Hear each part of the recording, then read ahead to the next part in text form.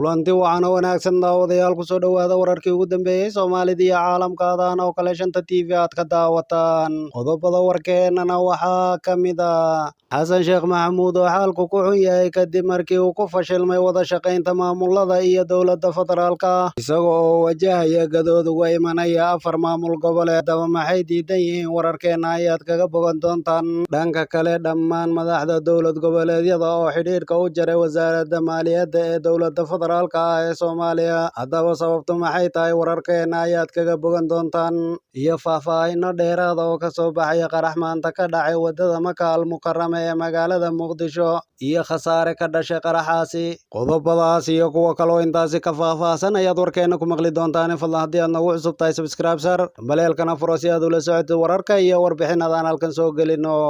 aynu ku bilownay xasan sheekh maxamuud oo xaalku ku xun yahay kadib markii uu ku fashilmay wada shaqaynta maamul goboleedyada iyo dowladda dhexe ayaa wajahaya dib u gurasho uga imanaysa dhanka maamul goboleedyada Puntland, Jubbaland, Galmudug iyo Koonfur Galbeed ayaa dhammaan madaxda maamul goboleedyadu waxay siyaabo kala duwan u dhaliilsan yihiin sida uu howsha ku bilaabay nidaamka cusub xasan sheekh maxamuud wuxuu xukunka ku soo laabtay iyadoo maamul goboleedyada iyo villa Soomaaliya xidhiidhkoodu inta badan ay wanaagsan yihiin madaxweynihii hore Soomaaliya Maxamed Cabdullaahi Farmaajo waxa uu muddo xileedkiisii ku dhammaystay isagoo gacanta ku haya 3 maamul goboleed halka ay 2 diidanayeen balse dowladda cusub ee xasan sheekh maxamuud oo muddo kooban joogta ayaana xilligan kada wax maamul goboleed ah gacanta ku haynin in dowladda dhexe ay hesho dhammaan saaxiibtinimada iyo wada shaqaynta 5 maamul goboleed waa shaqo aad u culus maamulada ayaa dib uga gurtay madaxweyne xasan sheekh maxamuud kadib markii ay ka gadoodeen hannaanka loo maray daraaska qaadka dhismaha xukuumadda iyo magacaabista xilalka sarsare ee muhiimka ah maamulada oo tallaabo qaaday ayaa tallaabada ay qaaday xukuumadda cusub waxay u arkaan duulaan iyaga ku socda Saalim Mukhtaar Roob oo wasiir la siiyo waxay lafta gareen uga dhigan tahay in dagaalkaas loo soo bareeray isaga madaxweyne xasan sheekh maxamuud wuxuu dhowrkii maalmood ee lasoo dhaafay ku sugnaa magaalada Garowe ee caasimadda Puntland dhowr kulan oo u gaar ah oo ay wada qaateen siciidaney waxaa wararku ay sheegayaan in diiradda lagu saaray waxyaabo badan oo siciidaney kaga diidanaa nidaamka cusub kuwaas oo u badnaa ballamo shakhsi ah mid ka mid ah wararka laga helayo kulanka waa in la qabto shir u dhexeeya madaxda dowladda federaalka iyo kuwa maamul goboleedyada waxaana jirta soo jeedin in shirku Muqdisho ka dhaco laakiin warar aan la hubin ayaa sheegaya in Cabdicasiis lafta gareen uusan ogolayn inuu Muqdisho tago xilligani taasi oo ka dhigan inuu shirka martigelin doono Siciid Cabdulaahi Daney ila Soomaaliya waxaa la siiyey iclaaminta shirka halka Puntland ay isu diyaarinayso gogosha laakiin Galmudug iyo Jubbaland ayaa weli la hubin inay aqbaleen inay gogoshu noqoto Garowe ayay ku waramayaan ila wareedyo aan helnay shirkan ayuu madaxweyne xasan sheekh maxamuud doonayaa inuu isaga xalliyo madmadow kala dhexeeya madaxda maamul goboleedyada inuu xasan sheekh ku guuleysan doono isku haynta dalka gaar ahaan maamul goboleedyada waa xujo culus oo dhalin karta fashil ama guul laakiin xasan sheekh maxamuud ayaana u muuqanin kuwa isku wadi kara iyadoo xilligan kada maamul goboleedyada ayna gacanta u jirin marka la eego halkay kala taagan yihiin xilligan kada villa Soomaaliya ma haysato maamul goboleed aad ugu dhow balse madaxweynihii hore Soomaaliya Maxamed Cabdullaahi Farmaajo wuxuu baxay isagoo haya maamulada Galmudug, Hirshabeelle iyo Koonfur Galbeed xasan sheekh maxamuud waqti badan ayuu weli haystaa in lasii kala maqnaado waxay curyaamin kartaa wada shaqaynta heer federaal iyo kuwa heer maamul goboleed madaxda maamul goboleedyada qaarkood waxay ku doodayaan in xukuumadda si dheelitiran loo dhisin beesha madaxweynuhu ay qaadatay tayadii xukuumadda kulankan la qorsheynayo wuxuu ku soo aadayaa iyadoo inta badan madaxda maamul goboleedyada ay kordhisteen muddada xileyntooda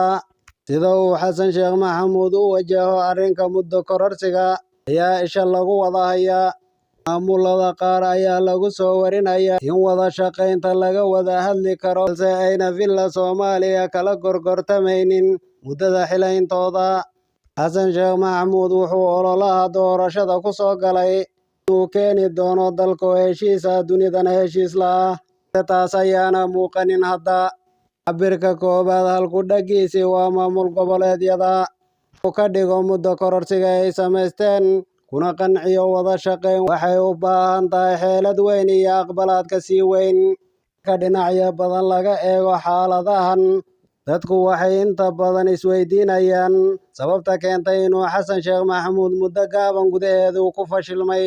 dhanka kale dhammaan dowlad goboleedyada oo xidhiidhka u jaray wasaaradda maaliyadda ee dowladda federaalk ee Soomaaliya goboleedyada Soomaaliyeed ee kala ah Galmudug Hirshabeelle Koonfur Galbeed Jubbaland iyo Puntland ayaa si wadajir ah ugu dhawaaqay inay xidhiidhka u jareen wasaaradda maaliyadda ee dowladda federaalk ee Soomaaliya kulan fogaan arag oo ay yeesheen 5 wasiiru dowlad goboleed ayaa waxay ku sheegeen inayna wax wada shaqayn jiri doonin inta ay wasaaradda maaliyadda dowladda federaalk ku soo laabanayso xayndaabka sharciga iyo fulinta heshiisyadii horey loo galay maamulada ayaa sheegay inay wasaaradda maaliyaddu jebisay heshiisyadii horey ay u kala saxiixdeen madaxda dowladda federaalk iyo kuwa maamul goboleedyada heshiisyadan oo kala ahaa heshiiskii Addis Ababa sanadka 2019 laba heshiiskii Kismaayo ee Sebtembar 2019 saddex heshiiskii Kampala Disembar 2019 afar heshiiskii Nairobi 2020 shan heshiiskii Muqdisho August 2020 kaasi oo ay warqad wadajir ah ka soo saareen haddana aynu fiirino faahfaahin dheeraad ah ayaa ka soo baxaya qarax maanta ka dhacay wadada Maka al-Mukarrama ee magaalada Muqdisho qarax duhurnimadii maanta ka dhacay magaalada Muqdisho gaar ahaan wadada mashquulka badan ee Maka al-Mukarrama kaasi oo dhalisay khasaare qarax oo ka dhacay isgoyska shaqaalaha oo u dhow xarunta socdaalka iyo jinsiyadda ee degmada Hodan ayaa la sheegayaa inuu ahaa miino lagu xiray gaari ay lahaayeen ciidamada booliska taasi oo qaraxday xilli uu halkaasi marayay qaraxan waxaa inta la xaqiijiyay ku dhaawacantay 2 qof iyadoo oo darawalkii gaadhiga uu dhaawac culus soo gaaray waxaana si degdeg ah mas'uuliyadda qaraxaasi u sheegatay kooxda argagixisada ee Al-Shabaab oo sheegtay inay ku beegsadeen ciidamada dowladda waa qaraxii labaad ee 24 saac la soo dhaafay ka dhacay magaalada Muqdisho iyadoo oo xalay uu qarax kale ka dhacay degmada Kaaraan kaasoo lala beegsaday gudoomiye ku-xigeenkii arrimaha siyaasadda ee maamulka degmada Yaaqshiid ee gobolka Banaadir Macali Xuseen Fiiloweyne kaasi oo la soo wariyay inuu qaraxa ku dhintay Allah u naxariistay marxuumka ayaa ku sugnaa xilliga la qarxiyay xaafadda Buulo Baxay oo ka tirsan degmada Kaaraan ee gobolka Banaadir wararka ayaa sheegaya in qaraxa marxuumka loogu xiray gaarigiisa isla markaana uu ku dhintay isla goobta sida ay shaacisay mas'uul ka tirsan maamulka degmada Yaaqshiid Maryan Maxamed oo ah marwada mas'uulka geeriyooday ayaa dhankeeda sheegtay in qaraxa gudoomiyaha loogu xiray gaarigiisa xilli uu ka soo baxay xaafadda gaar ahaan gurigiisa oo ku yaala gudaha degmada Kaaraan ee magaalada Muqdisho haddaba xaaladda amni ee magaalada Muqdisho ayaa muddooyinkii u dambeeyay faraha ka sii baxayay iyadoo qaraxyada iyo dilalka qorshaysan laga fulinayo magaalada Muqdisho ha yeeshee dowladda xasan sheekh maxamuud ilaa iyo hadda wax tallaabo ah mayna ka qaadin amni darrada ka taagan magaalada Muqdisho iyadoo isku dhacyada maamul goboleedyada iyo dowladda federaalkiina uu si toos ah u bilowday inta shisheeyuhuna ay bilowdeen haddaba xasan sheekh maxamuud qorshihiisii ahaa Soomaali heshiis ah dunidana heshiis la ah halkee uu ku dambeeyey ayaa la isweydiinayaa